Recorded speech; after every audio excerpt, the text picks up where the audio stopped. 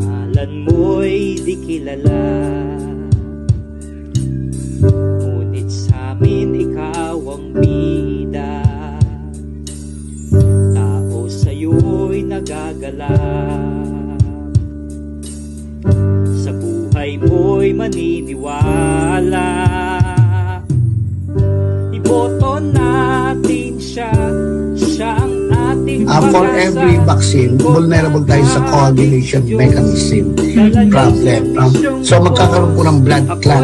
Kasi nga, So pwede magkaroon ka ng blood clot pero hindi magiging dangerous naman para sa yun. Well, depende po. Kung ang blood clot napunta sa brain, pwede ka ma-stroke. So hindi mo naman malaman kung saan mapupunta yung blood clot, di ba do? Hindi po. Pag kahit na may blood clot ka, pag nag-normalize ng situation mo, kaya maganda. Mayor ang una, sa balota itatala ang pagbabago sa kasaysayan. Iboto natin siya, siya ang ating pag-asa, lingkod na galing sa Diyos.